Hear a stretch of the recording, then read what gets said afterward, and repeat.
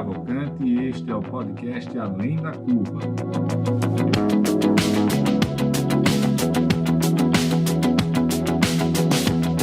Uma realização da DIT Brasil e da Match Academy.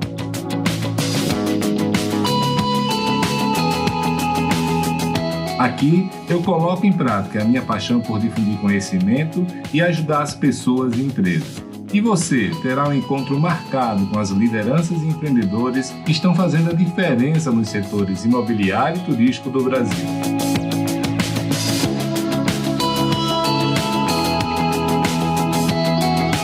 Você já conhece a DIT Brasil? A DIT é a entidade de atuação nacional nos segmentos de comunidades planejadas, loteamentos, desenvolvimento urbano, multipropriedade, time sharing e investimentos imobiliários. Nosso foco é a capacitação do mercado e a geração de negócios para nossos associados. Acesse o site www.adit.com.br e conheça nossos conteúdos, eventos, cursos e missões técnicas. Junte-se a nós, aumente seu network e faça grandes negócios.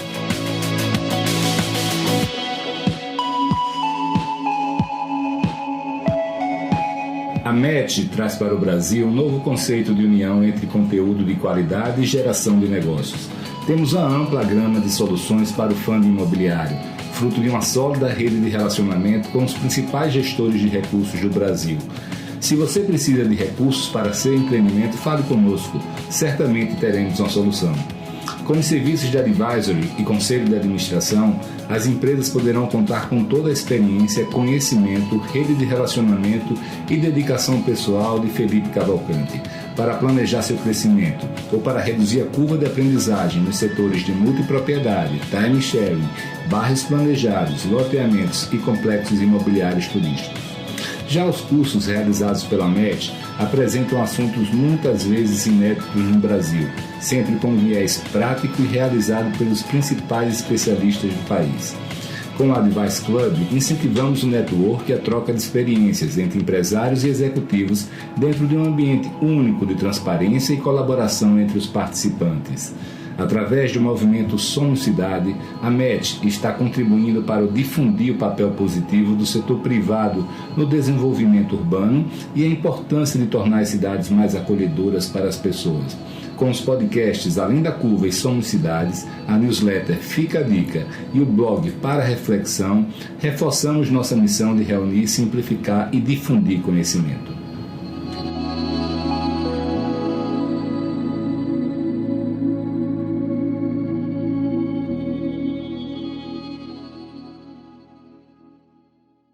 Olá, turma, tudo bem? Hoje a gente vai conhecer uma iniciativa muito bacana que a DIT está tendo, coordenada pela Raíssa Bielefeld, que é a nossa convidada hoje aqui. Viu, Raíssa? Eu treinei seu nome aqui, saiu direitinho, espero que tenha saído direitinho. E a gente hoje vai falar sobre a DIT Mulher, né? A iniciativa que a Raíssa está coordenando, como eu falei, na DIT, e ela vai explicar um pouco mais para a gente sobre o que é isso, quais são os seus objetivos, as ações que ela está propondo, e também, obviamente, sobre a atuação, né, da mulher no mercado de trabalho, especialmente no mercado imobiliário. Raíssa, muito bem-vinda. Muito obrigada, eu fico honrada com o convite, com o espaço, agradeço pela oportunidade de falar um pouquinho da nossa comissão. Bacana. E, Raíssa, como é que nasceu esse seu interesse antigo por essa pauta das mulheres, pela agenda do gênero? Como é que é isso? Como é que foi esse seu despertar para esse assunto? Tu sabe que algumas pessoas já me perguntaram isso, é uma coisa difícil de achar o ponto, assim, porque eu sempre fui meio inconformada, assim, com as coisas que eu achava que não eram justas. Então, eu acho que eu tenho uma alma meio rebelde, assim, de adolescente já. Eu lembro de algumas, posicionamentos, coisas que eu falava, que eu pensava, iniciativas que eu já tomava à frente. E claro que isso, de acordo com a minha maturidade, tanto profissional quanto pessoal, foi aflorando, né? Eu acho que a minha vivência também, as minhas experiências. Então, eu converso com muitas mulheres que às vezes não sentem que sofreram alguma questão por ser mulher no mercado de trabalho, mas eu Eu sofri algumas coisas, enfim, e tenho muitas amigas que também sofreram, então eu fui identificando isso e eu sou uma pessoa muito curiosa, né? Então acho que eu também fui me interessando pela pauta, pesquisando, e aí a gente vai tomando conhecimento e foi assim natural, acho que é da minha pessoa também um pouco. Cara, eu ouvi você falar, né, no começo das coisas que você ficaram inconformadas, né? Acho que tem muito de senso de injustiça. Você quer falar um pouquinho para a gente sobre isso? O que é que lhe deixa inconformada?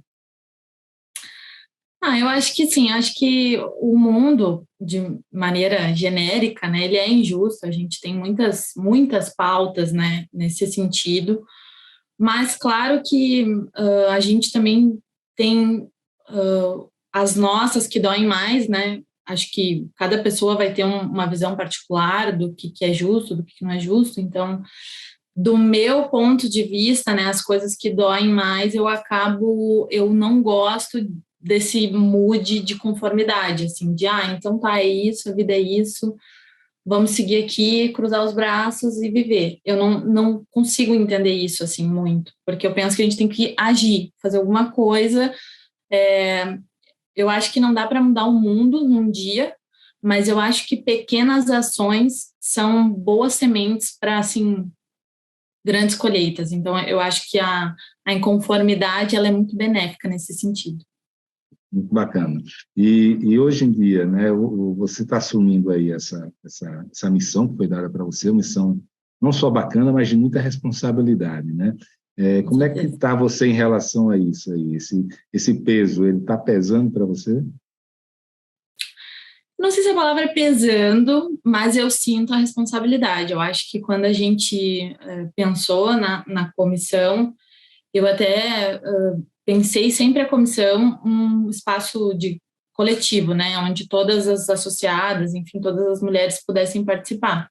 Mas acaba que alguém tem que encabeçar, né? Então também eu acabei ficando com essa carinha da comissão. Acho que é natural, acho que eu tenho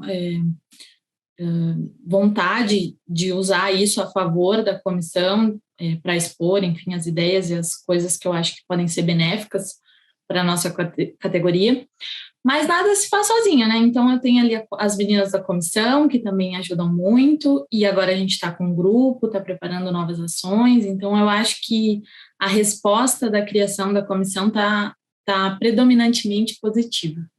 Se eu lhe perguntar qual é a missão dessa comissão, você sabe me explicar em poucas palavras?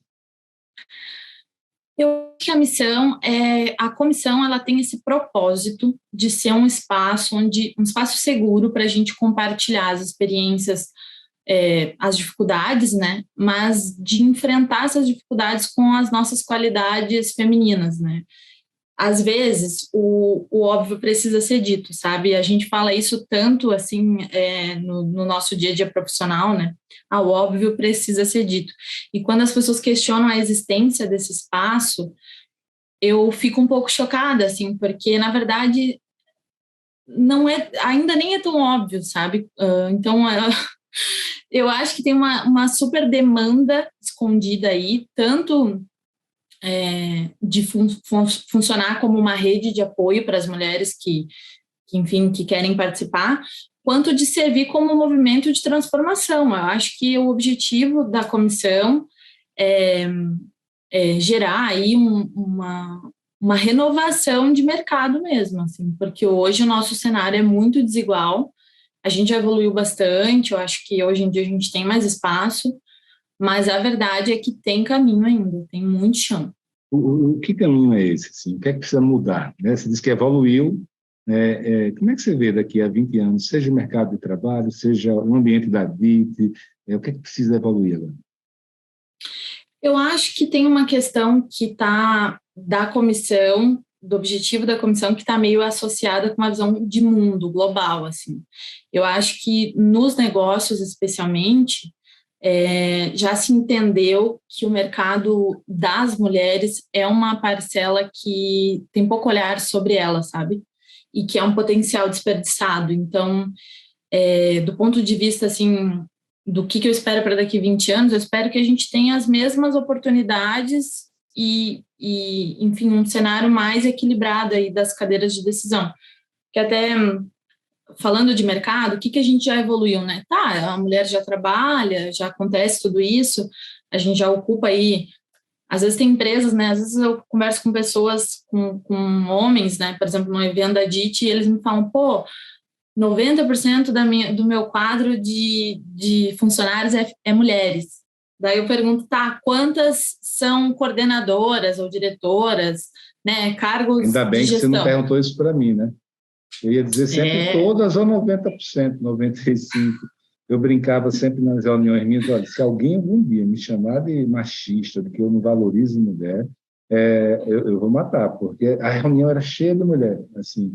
ai, que Assim, bênção. e até é engraçado, né? Como eu venho de uma família, né, de criação, a minha mãe é muito forte, muito próxima de mim, só, eu tinha irmãs, minha esposa. Então, para mim, essa história de mulher diferente de homem é muito pelo contrário, né? É uma coisa natural, né?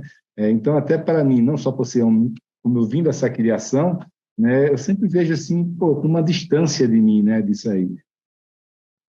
Essa é uma fala importante, porque, na verdade, a comissão, ou enfim, a causa das mulheres no mercado de trabalho, ela não é exatamente uma crítica aos homens, né? Tem aquele meme, mais direitos para mim não significa menos para ti, né? Não é pizza.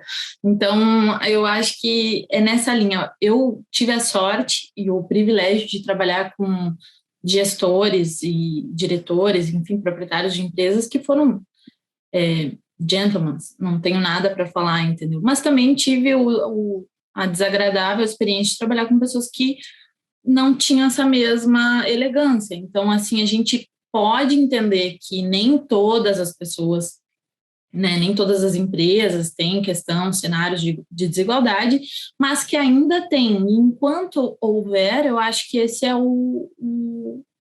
a lacuna aí, ainda Ô, tem que trabalhar. Raíssa, vamos lá, um empresário que está ouvindo isso aí, seja eu, né, que diz que eu não vejo diferença e valorizo tanto, quanto esse cara que lhe respondeu que 90% lá da equipe dela é de mulher, é um cara desses na categoria elegante que você falou, tá? Bem É, intencionado, etc.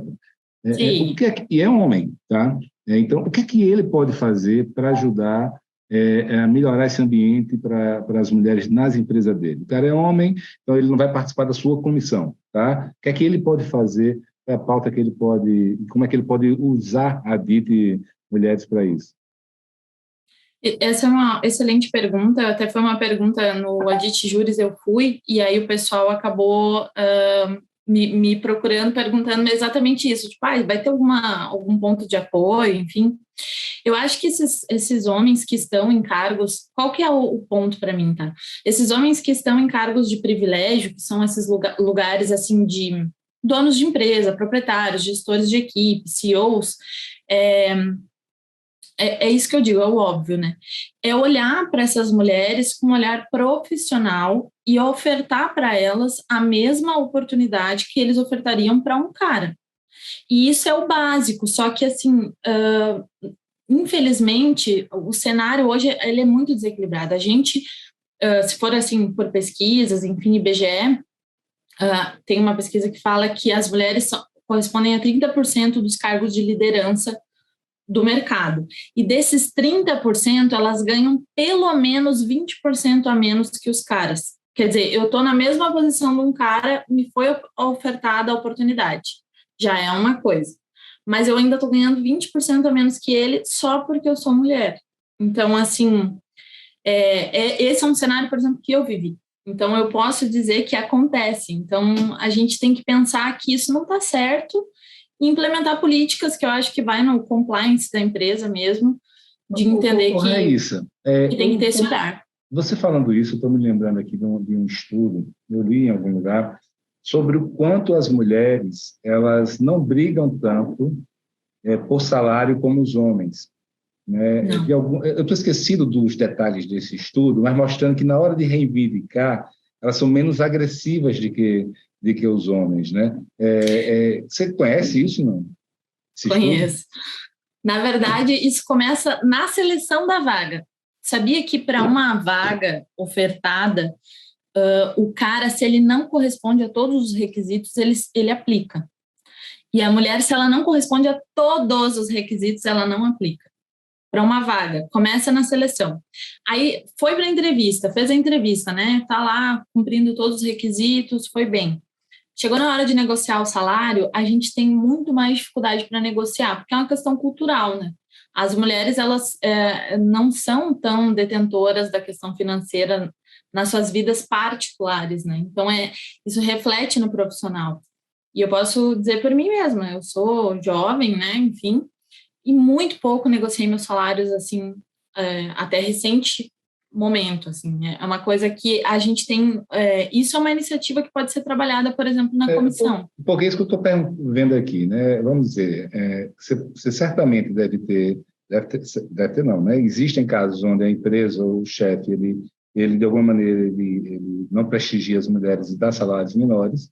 E, de outro lado, você tem também uma outra ponta que também não é tão agressiva nisso, seja porque ela não tem obrigações, não é rimo de família, alguma coisa assim, ou está satisfeito de alguma maneira. Né? Como é uma parte aqui é sensibilização, é legislação, é punição, etc. Na outra parte aqui, né, o que é que você pode fazer para ajudar essas mulheres a se conscientizar? Isso aí, considerando que elas queiram efetivamente, né? Exato. Eu até tenho recebido algumas falas assim, Rai, mas tu tá falando de causas, né, para mulheres atingirem grandes cargos, grandes coisas, se tem mulheres que não querem. Eu digo assim, sim, elas podem não querer, mas elas têm que ter a opção de não querer. Elas podem não querer, mas se elas quiserem, elas têm que conseguir chegar lá. Não pode o ser famoso nivelar o campo de jogo. Exato, acho que assim, é opcional, ninguém está dizendo que todas as mulheres têm que ser CEOs, mas assim, a que deseja tem que ter um caminho para chegar lá. E eu acho que essa questão da tratativa, isso é uma tratativa de economia no geral. As mulheres, elas têm menos instrução sobre financeiro em relação aos homens, porque elas têm menos segurança para fazer os pleitos, né? Se tu comparar dados de startups, por exemplo, as mulheres que têm startups que são completamente um corpo ali propositivo feminino, elas têm que comprovar que o negócio vai parar de pé 3 vezes. E quando é uma startup de um cara, o investidor já não exige tanto assim, sabe? Isso aí tem pesquisas, não sou eu que estou falando. Raíssa, aproveitando que você está falando isso, as startups elas têm uma mentalidade, em tese, muito mais aberta, né? Não só para mulheres, mas para todo tipo de diversidade, até porque as gerações mais novas elas têm outra cabeça, né? Então, assim, eu vejo talvez muito menos empresários e startups discriminando em relação, pelo menos na teoria, né? Na prática eu não estou nelas para saber. Dito isso, assim, você tem alguma pesquisa, e se não tiver pesquisa, tem um feeling sobre a quantidade de mulheres que abrem suas startups, se ela está chegando próximo ao nível dos homens. Você falou de um corte aí que vem 20% a menos, tantos cargos de liderança. Existe uma diferença entre corporações tradicionais e startups no relacionamento com a mulher? Existe. Existe essa pesquisa, tá? Posso, enfim, depois buscar a referência, eu já li sobre.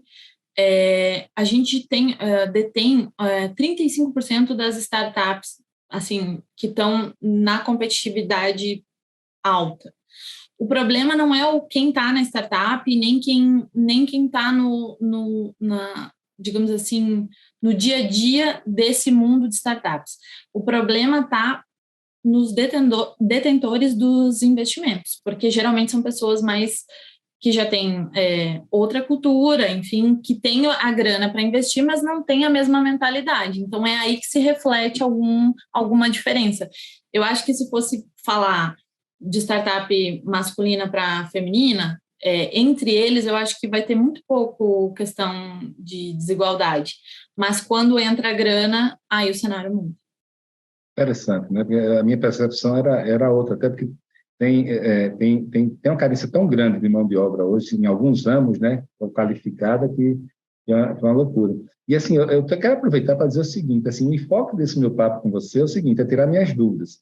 Todas as entrevistas eu realmente uso para esclarecer pontos, alguns eu posso ter uma noção já, mas por quê? Eu não sou mulher, então eu posso lhe entrevistar sobre o enfoque da mulher. Até determinadas perguntas que eu faço são básicas ou refletem a imagem de homem, mas é isso, Mas quem eu eu sou, acho né? excelente. Então assim, dito isso, eu queria voltar para o que você falou mais atrás ali, que me marcou aqui, né? Que você falou que algumas pessoas questionam, né, a própria iniciativa da comissão. Como assim? Tem gente que é contra? Tem. Homens? Hã? Homens? Preocupados? Homens e mulheres também. Jura? Sabe o que rola? E esse é um ponto que me preocupa, porque quando a gente fala de organizar uma comissão em prol de impulsionar as mulheres num cenário de mercado onde elas já estão em uma natural desvantagem, quer dizer assim, ó, estruturalmente é natural que elas estejam em desvantagem, porque se tu for avaliar, ano passado eu não podia fazer uma laqueadura sem autorização do meu marido. É uma questão que é da sociedade e reflete no mercado de trabalho. Então, assim, eu entendo que é um entendimento complexo. E quando a gente olha para o cenário de mercado e tu vê que tu já tem grandes nomes aí como mulheres, né, despontando profissionalmente, sei lá, Luísa Trajano, Cristina Junqueira, né, são grandes referências, pode passar uma impressão que já, bom, já é possível, mas se tu ouvir a entrevista de cada uma, ou se tu ouvir a biografia de cada uma, elas têm uma trajetória onde teve muita luta aí para vencer esse obstáculo de ser mulher em um ambiente masculino, né? E o mercado imobiliário turístico é praticamente os terreneiros que as suas famílias eram terreneiras, que são filhos dos terreneiros, então, assim, é natural que sejam homens. E para a gente chegar lá e competir de igual para igual, vai ser uma transformação, não vai ser agora, e não é que tenha uma pessoa culpada. Esse é o ponto, sabe? Ninguém está procurando aqui incriminar as pessoas que já têm essa posição. Mas tem pessoas que não acreditam, né, na causa porque questionam que justamente isso. Eu fui no Júris e coletei algumas percepções e cheguei a escrever um artigo sobre isso, que eram 5 motivos por que precisa uma comissão. E eu acho que o que eu estava falando, que eu me perdi, mas que, voltando, o que me preocupa é que quando as mulheres se debatem entre si, é sinal. Quando eu digo que o caminho está longe, é porque o caminho está bem longe ainda, porque pô, a gente está falando de uma iniciativa para beneficiar a nossa categoria, e aí tu é da categoria e não entende Mas, ainda muito bem Raíssa, quais são os argumentos? Assim? Eu imagino, obviamente, que quando você fala mulheres, o mesmo jeito que você fala homens, é muito grande. Tem muita gente com interesses distintos, momentos de vida distintos, personalidade distinta. Então, eu acho impossível ter coesão. Mas a pessoa que não acredita, que é mulher, que não acredita, quais são os argumentos que ela usa? Ela usa assim, o primeiro é quem quer vai à luta, faz, conquista, eu já fui, eu venci, né? E eu acho que esse é um argumento, de certa forma, é válido, né? Eu entendo que tem mulheres que têm uma postura, assim, tem uma trajetória que é um mérito delas, elas foram lá, venceram, fizeram acontecer e beleza. Só que eu acho que isso é meio falta uma empatia assim com quem não tem assim esse mesmo suporte, né? Esse cenário de eu fiz acontecer é muito particular. É uma em 100. Então a gente tem que olhar para essas outras 99, né? E amparar elas com ferramentas enfim, quando eu penso algumas situações que eu já vivi, sei lá, nessa temática na minha carreira, eu penso assim, poxa, como faltou uma mulher para me dizer assim, ó, eu já passei por isso, quando acontecer contigo, tu faz assim, assim, assado. Eu ia ter evitado muito encrenca, porque eu ia estar preparada para aquilo, e hoje a gente é pega de surpresa. E as questões, assim, do machismo, enfim, e mesmo dessa disparidade profissional, eu vou te dizer, ela é muito delicada e ela é implícita. Então, se tu não tá atenta e se tu não tá preparada para enfrentar isso, tu não vai conseguir virar esse jogo. E o objetivo da comissão é virar o jogo, é o cara vir falar para ti que tu vai ganhar 20% a menos e tu ter peito para falar, olha, acho não é bacana, o fulano aqui tá na mesma função e tá ganhando mais. Por que eu vou ganhar menos? Então, eu acho que vai nessa pauta. E Mas, assim, também tem a galera que que não entende, que tem medo da pauta ser banal, entendeu? Eu acho que isso é uma coisa também. Que vai ser o Clube da Luluzinha, que vai ser o Muro das Lamentações e tal, e tu sabe, porque eu já falei para ti e para o Caio também, a pauta da comissão é propositiva, a gente vai tratar dos ferimentos, mas a gente está visando a cura. E acho que dentro dessa cura tem muito esse grupo de apoio, dentro dessa sua linha que você falou, olha, se eu fosse mais jovem e tivesse uma mulher que chegasse fácil assim, né, fala sobre isso, como é esse grupo de apoio, quais tipos de ações você está pensando para isso? A gente está pensando aí em termos de ações concretas, né? Encontros presenciais e tanto virtuais também, para a gente conseguir ter uma capilaridade e atingir mais público, para a gente poder trocar ideias, porque o que acontece dentro desse espaço, né? Essa rede de apoio, ela é mais que só escutar. Quando tu tem uma referência, as pessoas subestimam o poder do storytelling, entendeu? Eu acho que isso é uma coisa geral, não é da temática das mulheres. E tu, melhor que ninguém, vai saber que quando uma pessoa vai lá e conta uma história de como ela viveu, qual foi a dificuldade que ela teve, como ela venceu, isso ajuda muitas pessoas. Então, eu acho que é um espaço seguro onde tu vai ter oportunidade de falar coisas que te aconteceram e, sei lá, por exemplo, a Mariângela vai poder dizer um conselho de como ela venceu esse mesmo problema. E aí tu te inspira e tem ferramenta para lidar com ele depois. Você sabe que eu posso ajudar nisso, né? Porque eu hoje tenho um negócio chamado Advice Club. E esse Advice Club é exatamente isso, né? A gente, por exemplo, eu reuni agora os 20 dos principais loteadores do Brasil. Estou reunindo semana que vem 15 dos desenvolvedores de bairros planejados do Brasil. A gente senta numa sala para trocar experiências e melhores práticas. A gente faz algo chamado Hot Seat, onde ontem a gente fez um desse no encontro do Somos Cidade, né? Onde o cara abriu o projeto dele e disse, pessoal, é isso aqui, quais conselhos vocês têm para me dar?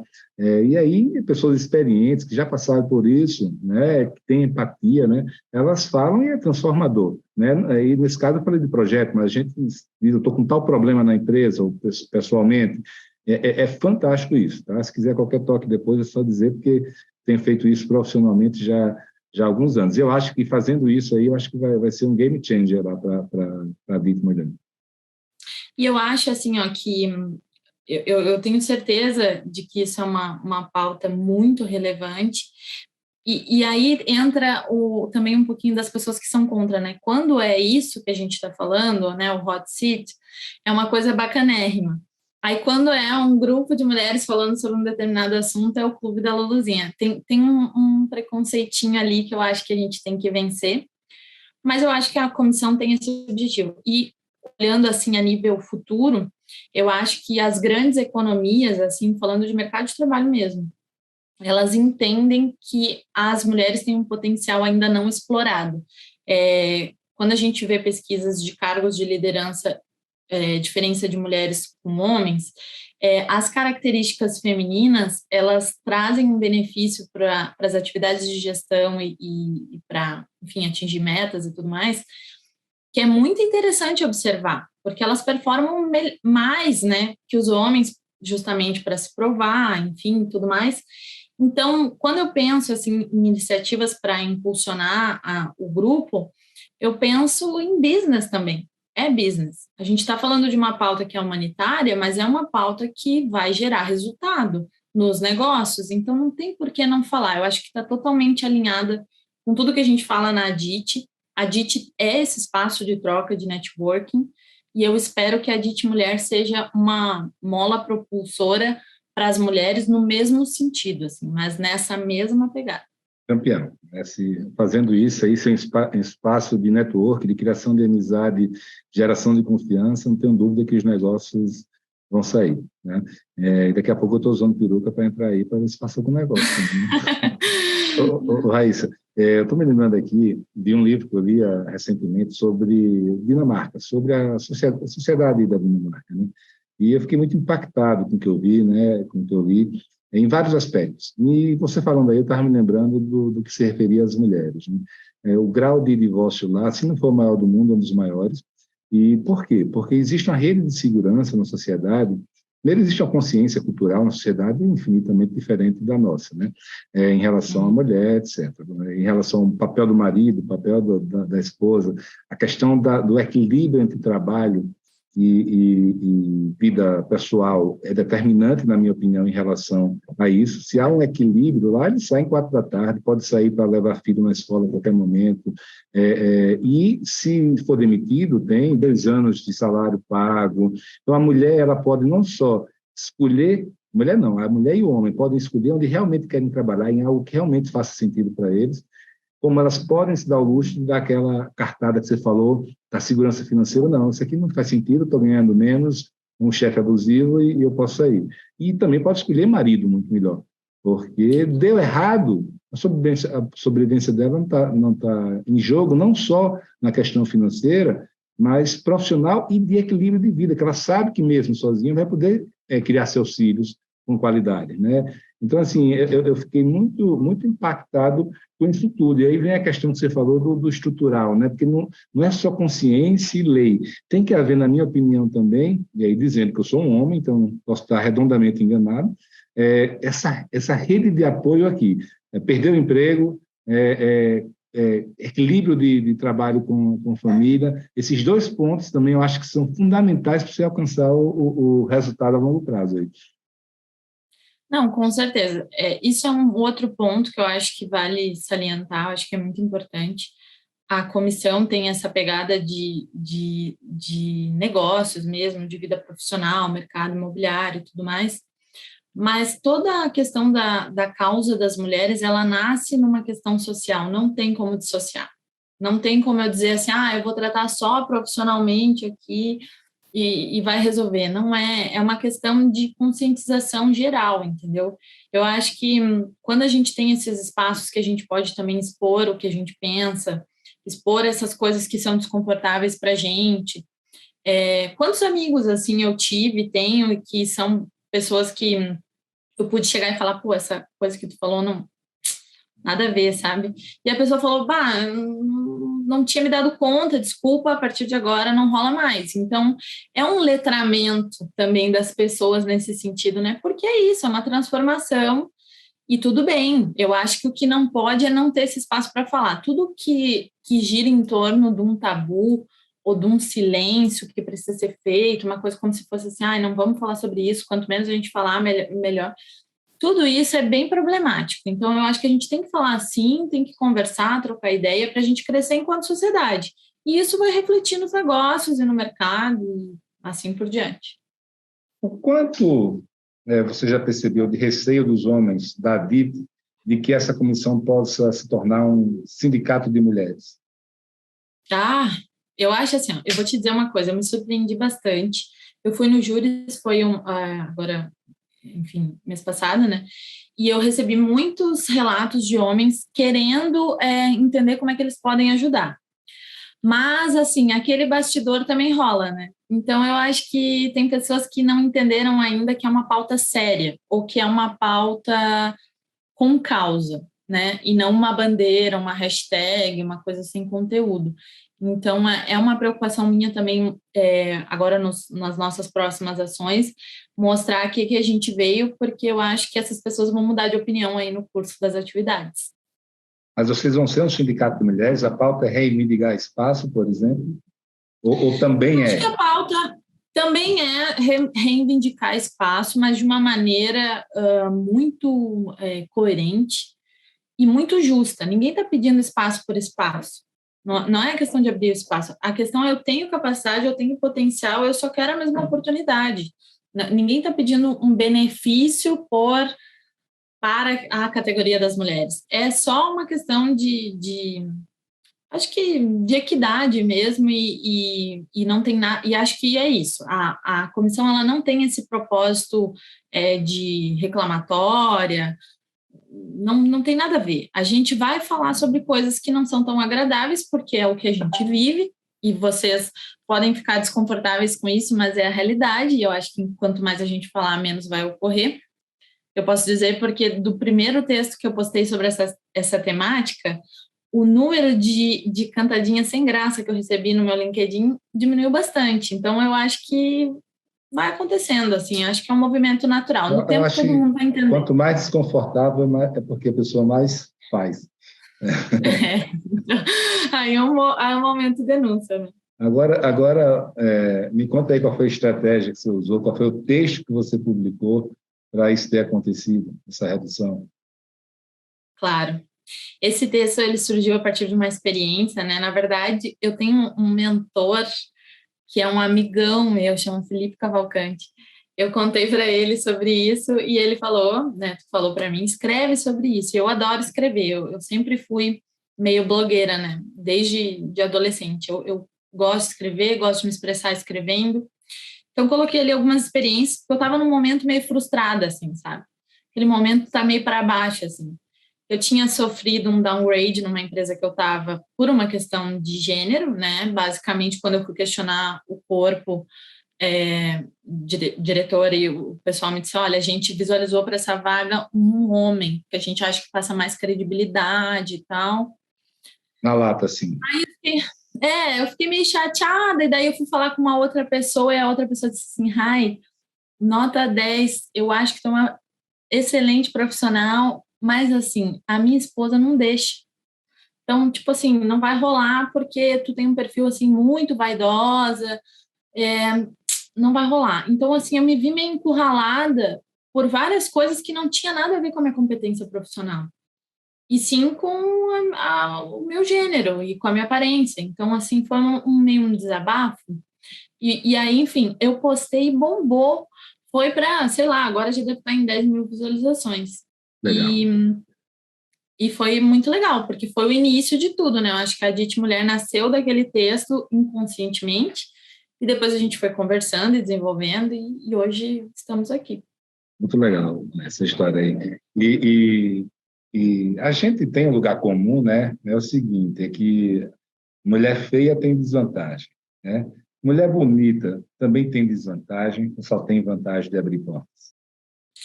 Então, o texto falava sobre isso também, porque todo mundo acha que a beleza é subjetiva, né? Mas vamos, né? Ninguém tá se autoelogiando aqui, mas vamos falar de um ponto de experiência mesmo. A beleza, todo mundo acha que abre portas, mas eu acho que para mim ela fechou muito mais. Eu sou muito mais subestimada profissionalmente por eu ter um perfil vaidosa, digamos assim, uma pessoa que se arruma, um cabelo loiro, sei lá, não sei.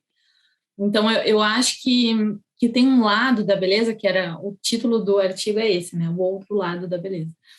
Que ele é meio doloroso, assim, porque as pessoas, elas já te acham, assim, tem esse lado que subestima, tem o lado que assedia, que também não é legal, e tem um outro lado ainda que é das outras pessoas que não se identificam, elas já naturalmente elas dizem, puxa, essa pessoa é super privilegiada, entendeu? Só um pouquinho. Vai reclamar de outras coisas aí que essa aí não vai colar. E aí a gente fica num limbo meio solitário, assim, sabe? Então eu acho que tem bastante desvantagem, sim. E no setor imobiliário, né? Assim, eu sou de construção civil a vida inteira, mercado imobiliário, e construção civil especialmente, você tem aquela visão, a famosa visão da mulher passando e o pedreiro assoviando, né? E quando eu cometi minha consultora, eu tinha 11 engenheiros, nenhuma mulher e nem havia nenhuma expectativa de ter mulher. Não havia essa... No máximo, a mulher que se formava, que era a única da sala, ia para planejamento de obra, controle, etc. Isso mudou, né? Hoje, essa realidade está muito distinta. Eu queria saber se no mercado imobiliário, seja por experiência própria, seja por conversas que você tem com colegas, é melhor ou pior do que outros setores, ou é igual? Olha, sempre que a gente tem um ambiente com mais mulheres, naturalmente rola uma aliança ali, entendeu? Eu acho que é sempre muito benéfico quando tu tem um ambiente com a mescla, pelo menos. E do ponto de vista da gracinha ou do assédio, da minha experiência, tá? Eu sofri muito mais situações desse tipo em salas de reunião com grandes diretores do que na obra. Isso é porque, na verdade, a pessoa, às vezes, está um pouco ali numa posição de poder, enfim. Acho que, para mim, a minha experiência foi essa. E na obra, eu já participei de obras com homens, com time todo masculino, e com time também feminino. Eu acho que quando tu tem mulheres, tu tem um olhar também sobre a obra. Aí está um outro ponto, que eu acho que é um golaço da comissão, que é a gente salientar as qualidades das mulheres que beneficiam as suas atividades, porque a mulher, ela tem um cuidado, assim, um olhar mais atento, mais detalhista, ela é um pouco mais empática. Eu acho que a gestão da mulher, ela tem uma coisa especial, e eu sinto isso refletindo na obra onde eu participei, que tinham mulheres também. Então, da minha experiência, da minha visão, é meio isso. Engraçado isso, né? Porque assim, eu, Felipe, né? Obviamente não entendo nada desse assunto, né? Mas eu sempre ia imaginar aquela figura, né? A mulher na obra seria assediada, né? Mas o que você falou faz todo sentido, né? Todo sentido. Raíssa, e eu estou aqui, fiquei achando muito bacana, estou aqui refletindo desde que você falou sobre né, o fomento de negócios entre as mulheres. Acho que é uma baita de uma pegada, tem tudo a ver com o DNA da DIT, não é uma pauta, vamos dizer assim, vitimista, né? Não, Proativa. Me fala mais sobre isso, assim, o que é que você tem na sua cabeça quando você pensa em gerar negócios entre as mulheres? Tu sabe que hoje em dia tem até um termo para isso, que chama Womanomic, que na verdade, nasceu com uma iniciativa do Japão, tá? Eu vi isso numa entrevista da Chieko Aoki, e ela comentou sobre isso, fui atrás porque eu fiquei curiosa. O Japão tem um cenário econômico muito diferente do nosso, né? Por uma questão cultural, Oriente, Ocidente, enfim.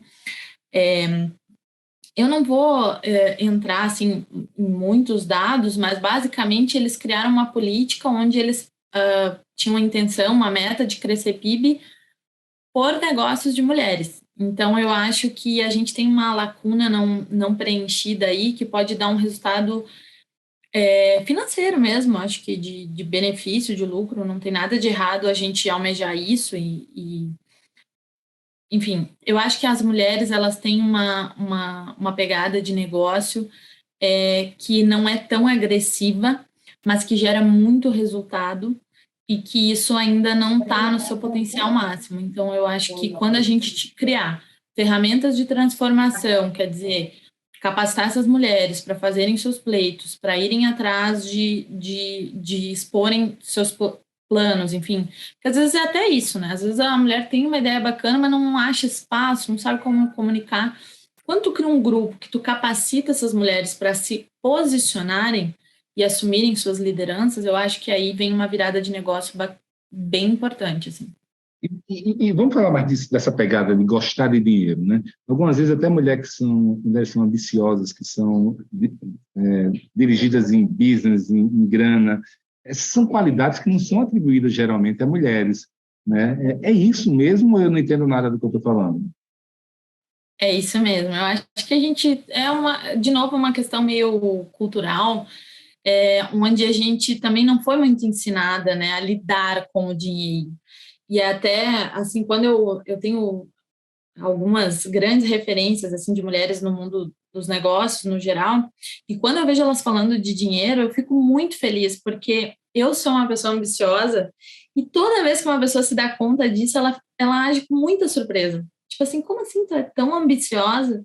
Sim, eu sou. Eu acho que não tem nada de errado nisso, né? Eu acho que a gente tem que almejar o crescimento, e o crescimento, inevitavelmente, ele está conciliado com o dinheiro. O dinheiro é uma medida de sucesso. Ele não é todo o sucesso, né? Às vezes tu tem o dinheiro, não tem a realização, sei lá, e entra em outras pautas. Mas, assim, um negócio bem sucedido é um negócio que dá dinheiro. Então, assim, não tem, eu acho que não pode ser um tabu falar isso. E isso é também uma pauta para a gente trabalhar em capacitação. Negociação de salários, enfim, planos, né, de financeiro para pessoa física e para pessoa jurídica também. Eu acho que tem muitas pequenas empresárias que não são atendidas com essa temática. pequenas empresárias, que eu digo assim, mulheres que estão começando, que decidiram empreender e não sabem onde captar essa informação. Então, por exemplo, a comissão pode ser essa fonte. Né? Como que um modelo de estruturação de negócio, quais são as premissas de uma viabilidade, enfim, essas coisas todas que hoje é um assunto considerado masculino, mas que é um assunto de todos, né? Lembrando que a sociedade hoje, ela funciona pelo conhecimento.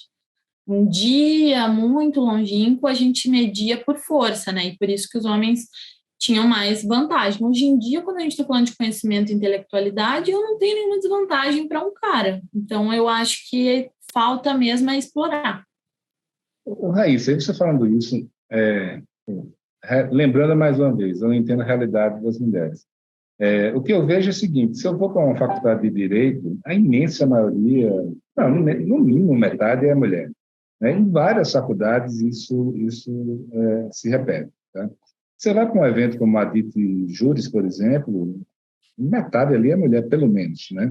A minha dúvida é a seguinte: o que acontece entre o momento que elas se formam, né, e elas se aposentam? É somente a questão de discriminação? A entrega delas é igual e elas não são reconhecidas? Ou existe também um coeficiente aí da mulher que não está disposta a enfrentar o que tem que ser feito em termos de filhos, de você, escolhas de vida, e que ela diz, não, estou satisfeita com isso aqui, até com salário menor, para ter uma qualidade de vida melhor e me dedicar aos meus filhos, por exemplo? Eu vou te dar a minha visão sobre isso, tá? De tudo que eu já estudei, de vivência minha e das pessoas que eu também convivo, né? Das mulheres com quem eu convivo. Eu acho que eu tenho um grupo de amigas aí, graças a Deus, bem diverso. Eu tenho muitas amigas mamães, então, assim, essa é uma pauta também. Hoje, quando tu olha para o número de pessoas em graduação, o número de mulheres é maior do que o de homens, tá? A gente tem, tipo, uns 60 e poucos % de presença na universidade. Mas quando a gente vai para o mercado de trabalho, isso não se reflete.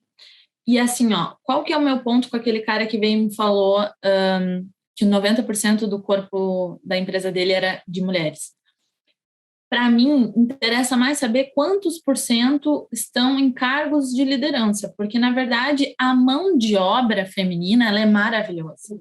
Ela é eficiente, ela geralmente é uma mão de obra muito esforçada, porque ela está ali, ela está sustentando a si mesma, às vezes está sustentando os seus filhos, enfim, às vezes, hoje em dia, tem cenários onde ela sustenta a própria família, e ela tem que se provar mais do que o homem. Isso é uma verdade, isso.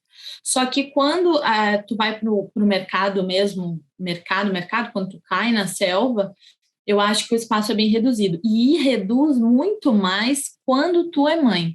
Eu não sou mãe, não é o meu lugar de fala, mas vou falar uma coisa aqui, um simples exemplo. Eu sempre quis ser mãe. A maternidade, para mim, é uma coisa que eu quero um dia.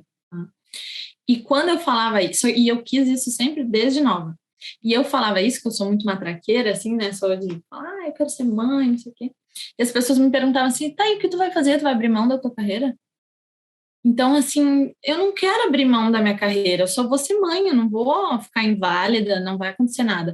Só que essa política de apoio para as mães, né, a licença maternidade, o tempo que ela precisa ficar recolhida, é mal visto, né?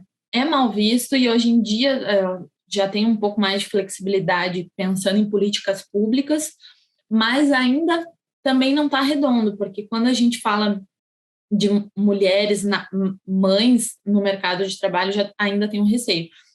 A primeira capa da Forbes, que foi com uma grávida, que foi a Cristina Junqueira, ela gravidíssima, 9 meses, lá em Nova York, abrindo a capital lá. Lembro enfim. disso. Cara, essa capa para mim foi tudo. Eu olhei essa capa e pensei assim, se ela pode, eu também posso. Não é possível. Eu vou chegar lá, entendeu? Então, também aí entra o poder da referência, né? De tu ter uma pessoa que fez, que sabe que é possível e que pode te dar aí uma motivação para tu fazer também. Então, pelo que eu estou entendendo, você já citou ela umas 2 vezes, a Cristina, né? E ela é referência não só para você, mas para muita gente. Foi eleita agora, se não me engano, a mulher mais poderosa, mais do mundo, né? Startups, né? Em fintechs, eu acho, startups. Fintechs. Então, dito isso, você deve ter lido várias coisas sobre ela, né? O que é que ela fala sobre esse equilíbrio, ser uma executiva top nível global, ter filhos pequenos, estar lá grávida na Nasdaq, na abertura, como é que ela concilia e qual é a visão de mundo dela?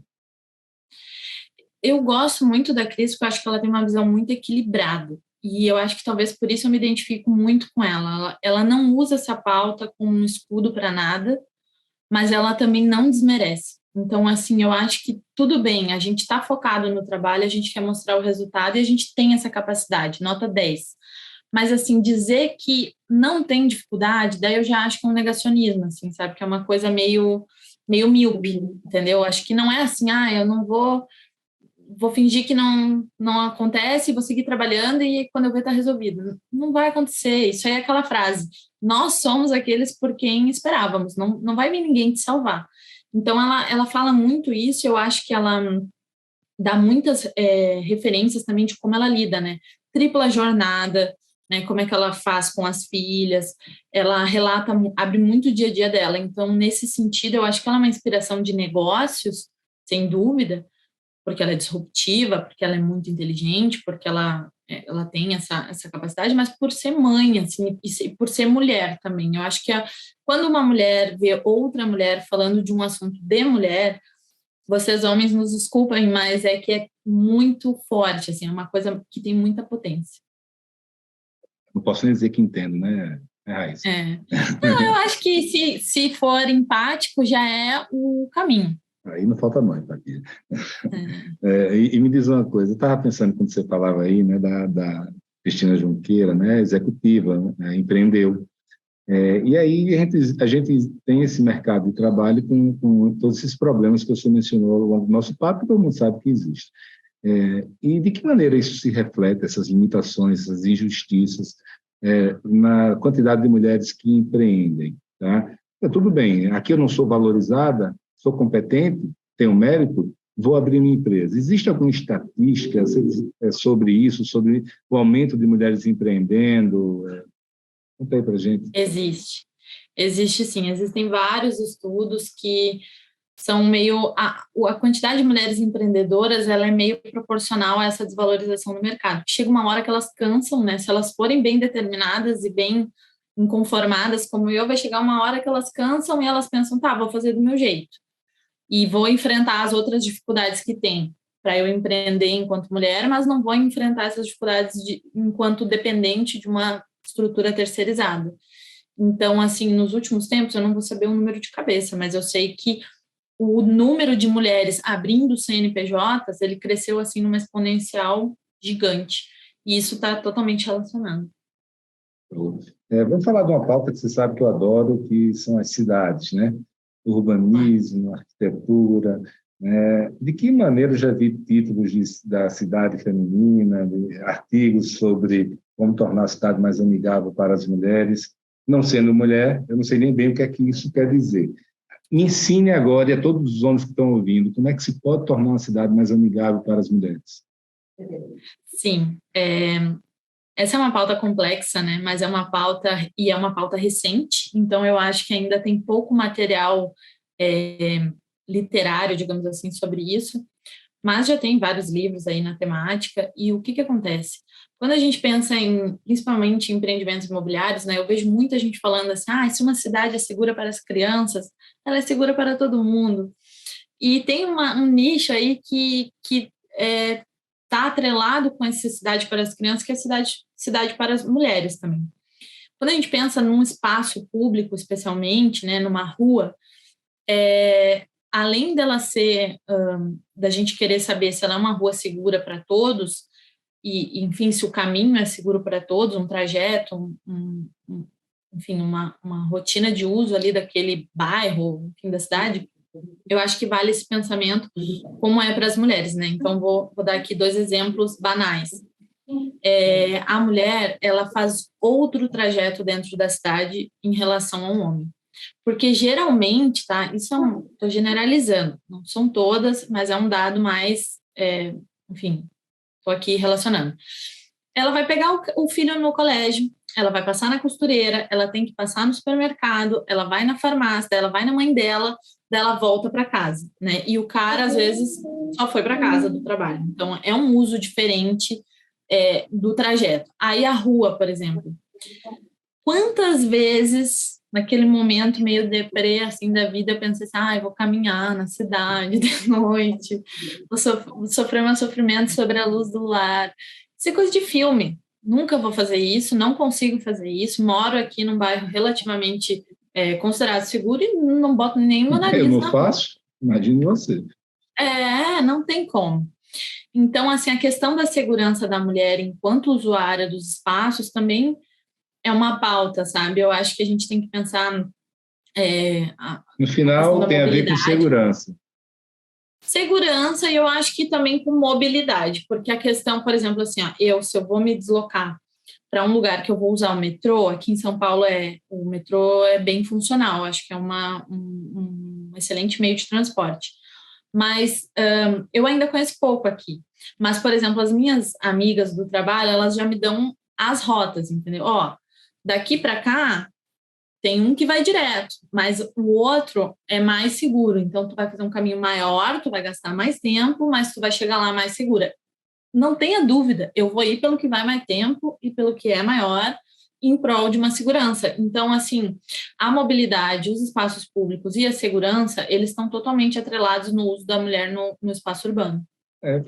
Você me chamou a atenção com um fato que eu nunca tinha pensado muito, que é a sensação de segurança, né? Assim, fala mais sobre como isso permeia não só no conceito de cidade, né? Mas você falou, eu mudo meus trajetos, né? As mulheres mudam o trajeto, né?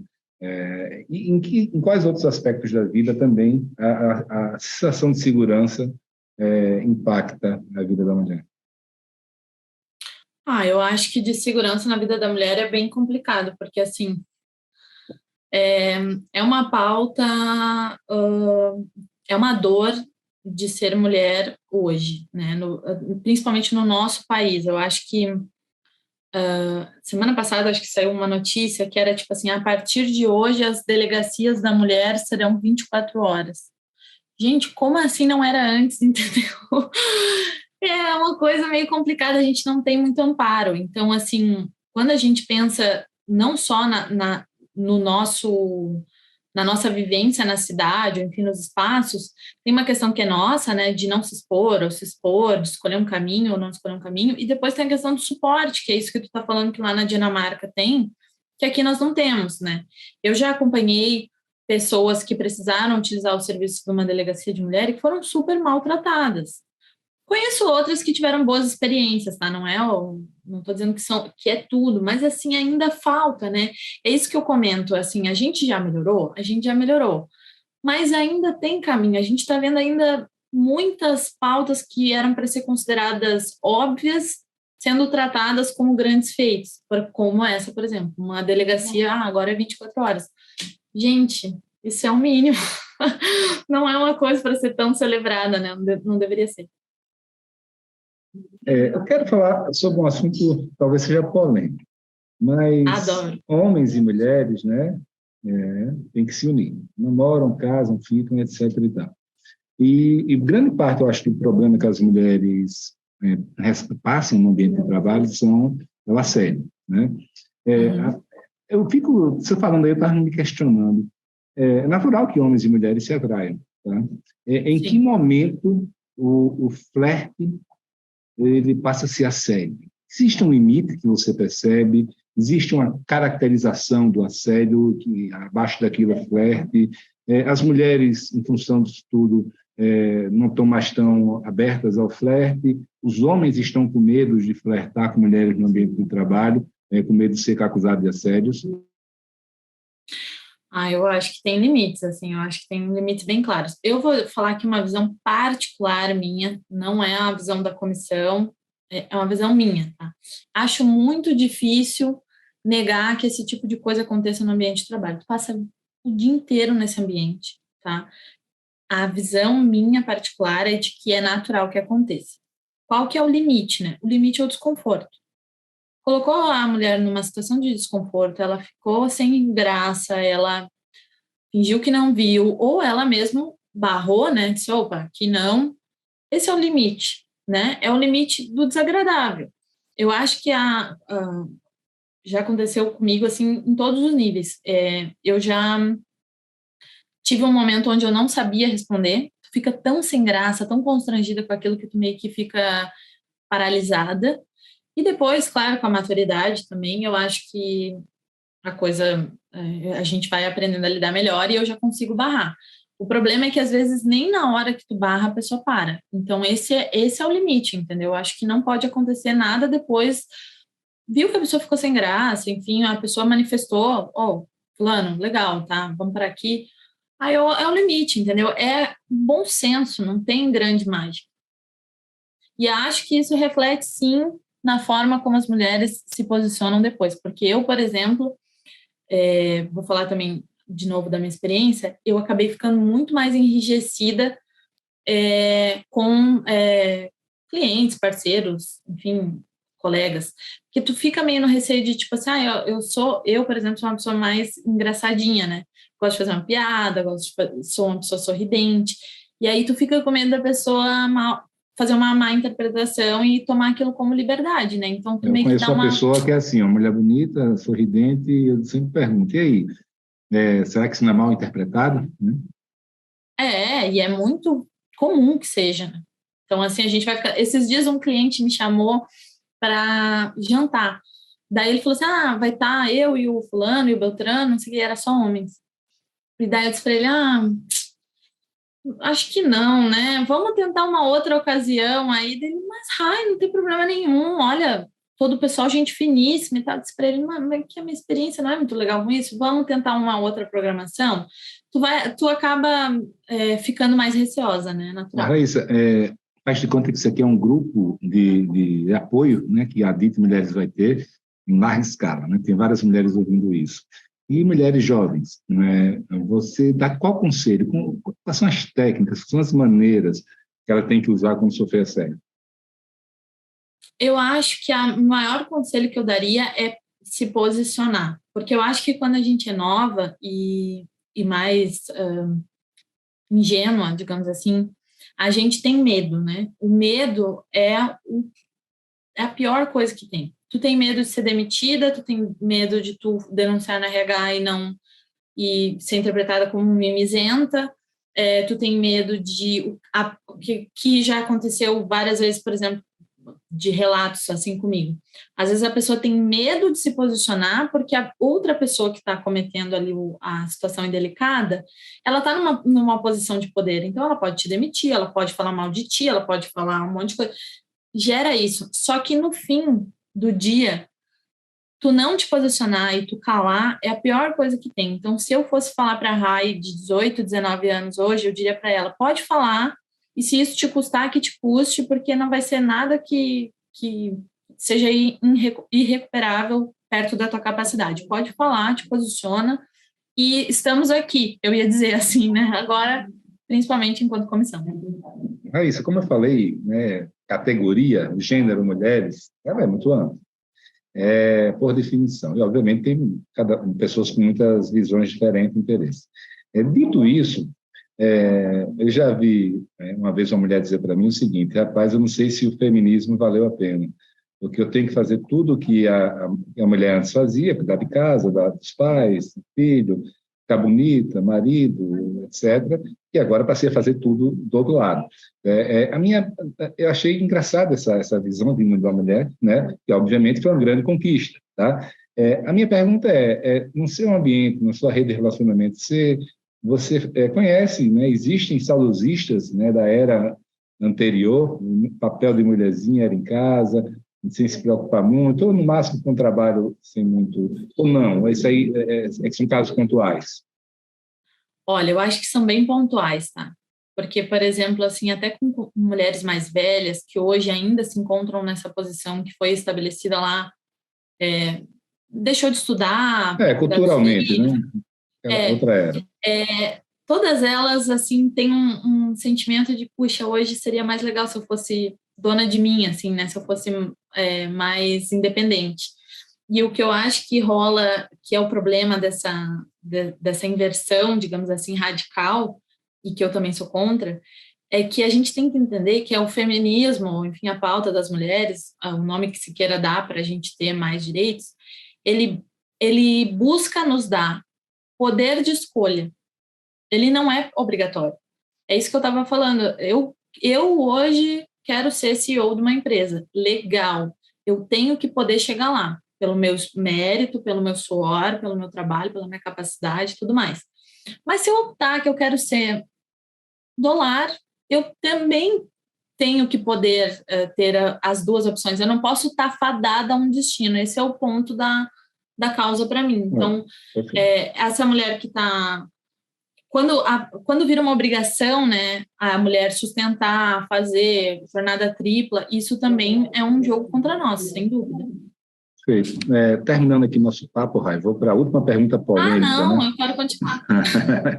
Que é o seguinte, a gente estava conversando uma vez e a preocupação que existiu a partir de um caso de uma mulher que é líder do setor, né, e que na pauta de mulheres, né?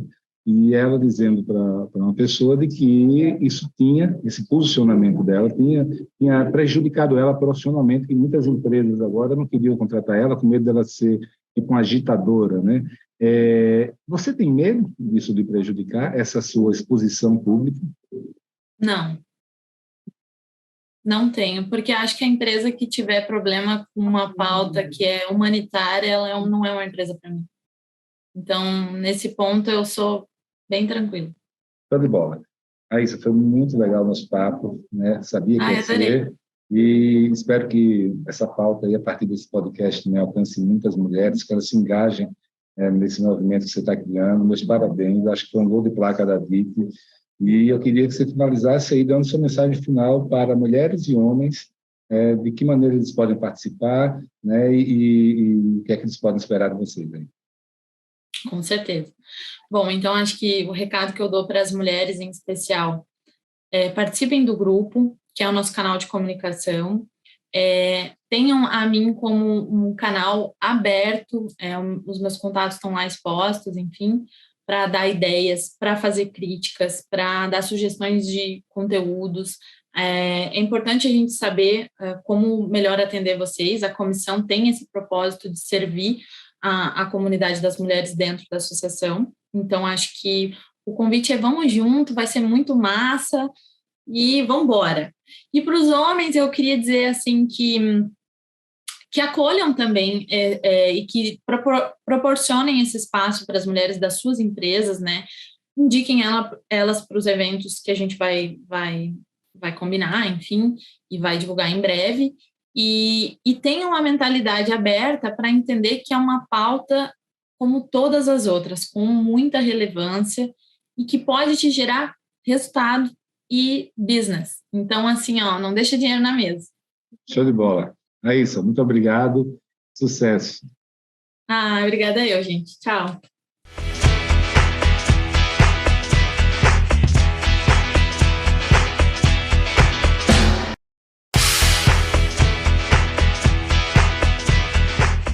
Pois é, amigos, termina aqui mais um podcast Além da Curva. Quem quiser ficar por dentro das ações e novidades da DIT Brasil, pode visitar o site www.adit.com.br. E quem quiser conhecer mais sobre os grupos Mastermind e as soluções de funding da Match Academy, pode acessar o site www.matx.com.br.